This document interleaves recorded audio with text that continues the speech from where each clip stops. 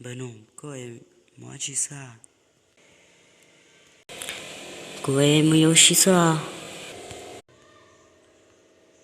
Bueno, ta có lúc không mồi lô lô à, đã tuổi đâu mà nó. Ôi, sao hai lúc say tàu ấy, con à, hai lúc say tàu của mình chứ. Hai lúc say tàu chờ, coi dùng tí lúc tàu từ hè, rồi có cụ tí cho hai lúc say tàu có gì, say tàu lên non gì, tàu hè nó có hai cái tàu chờ. Hai lúc say tàu của mày rồi tới menu, có mua chi nữaบ่?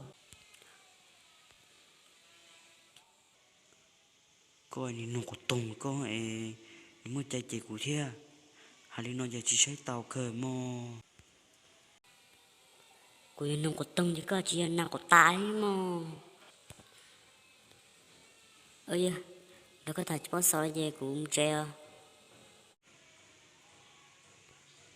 Chó mà mù mà, chó mà mù, hai cái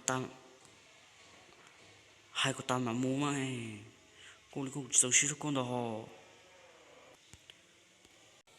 Nó có thật gì bó sói lên cũng phải xưa.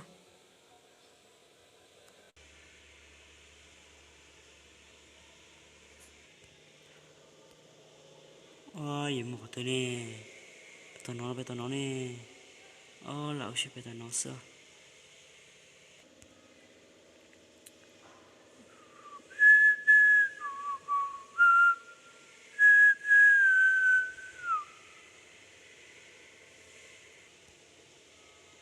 Ôi, chả thấy tụi mình là tôi thân đó đi.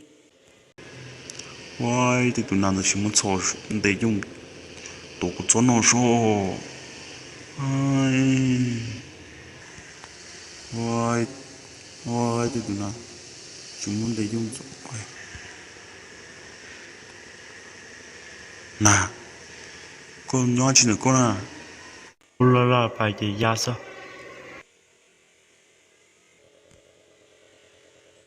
Ôi, dù chụp bài xưa, sao luôn liền.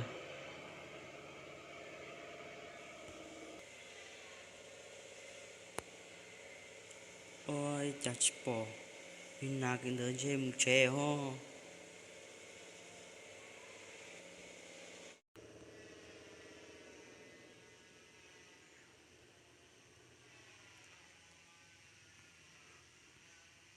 no có tao má chỉ sao na Ôi, tôi mới yêu xí xưa à, ấy con ấy.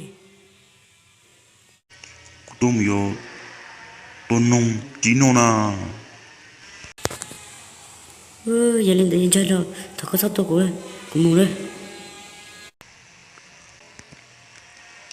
thì tụi nông tới giờ cũng cho giờ cũng chẳng con nữa nó na cũng chẳng con nó na thì tụi mẹ quá chữ quá lớn đó cũng như cho chả nó cũng như cho tụi nó sợ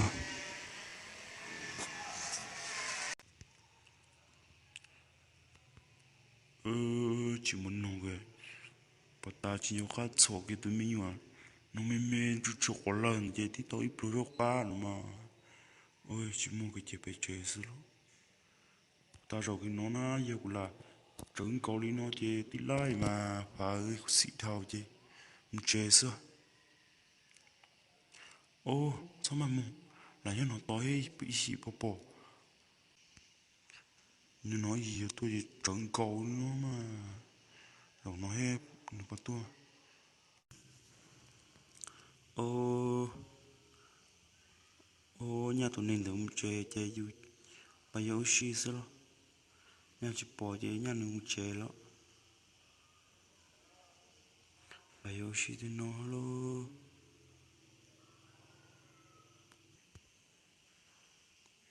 Lo chơi thì tiền lo xí thì nó nè. Cho khá tổ mà nhà nữa. Mà nhà nữa chỉ bỏ vô nữa. Trứng câu sẽ bỏ lại nữa. Ba giờ chỉ lại thế này. Ní tôi là kia. Cho tao như chỗ đi thế này chỗ đi Giờ thì có nhà sao nó. Tao là ba sợ khai bút ra cổ.